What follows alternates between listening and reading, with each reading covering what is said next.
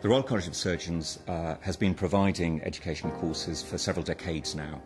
We have over 100 different courses, the majority of which are not delivered in this building. Many of them are delivered in hospitals around the UK and also around the world. We have very good links with, for example, Australia, with Singapore, countries in Africa, the Middle East too, and also with North America. We have a faculty of trained surgeons who are consultants who come in and give their time freely. We have a high tutor to participant ratio of 1 to 4 so that the participants get the very best training from people who are highly skilled themselves.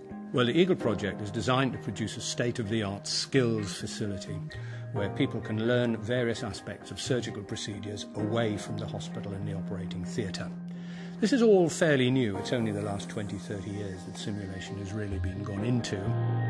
The camera that we're using to control the robot is one that's applicable in operating theatres up and down the country at the moment. We train thousands of surgeons every year in this building for the courses that need to take place in this high-tech facility, but also in smaller, less complicated courses in the working environment.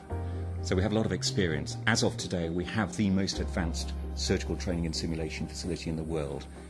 This phase is about surgical skills, basic skills for our junior surgical trainees, through to high-tech skills, keyhole surgery for example, and then finishing with behavioural and team skills with our simulated operating theatre.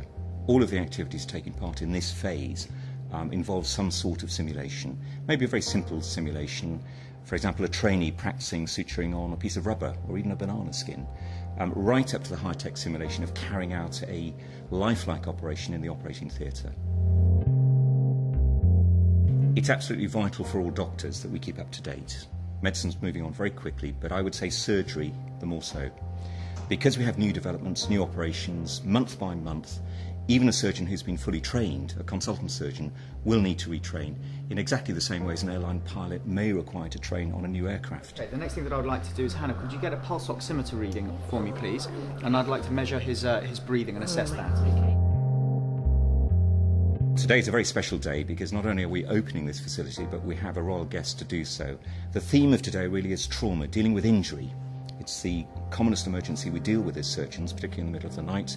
And with that grounding of surgical skills, we can then progress through to a real-life scenario of how to deal with a patient, getting them to the operating theatre, making the right decision there. Decision-making skills just as important as technical skills in surgery. Everyone calls it a mock operating theatre. It is not a mock operating theatre. It is a real operating theatre in every sense of the word. It is identical to a modern, brand new operating theatre that any one of our fellows or members would be used to working in. What we've got here is the control system for the patient mannequin which is in there, and that's a simulated patient. And from this desk, looking into the simulated theatre space, we can control all the physiological measurements. This allows us to create lots of different clinical situations which are relevant to surgeons and to training. We have to remember, using high-tech equipment, we still need the basic sciences and basic skills because all we're doing is stepping up our act. We start with very simple things in our surgical training. In essence, an operation is broken down into a series of steps. When you're using high-tech equipment, you have to be just as safe as when you're using a simple scalpel. A lot of it is three-dimensional.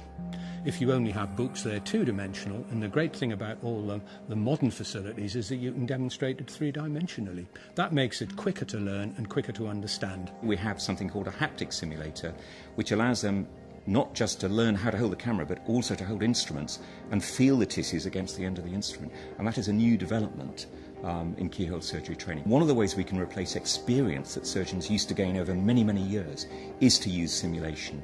By starting off in the simulator, when they come across the unexpected situation they perhaps never encountered, they have a grounding in what to do, and hopefully that will click in. Even if it's 5, 10 years later, that memory will click in.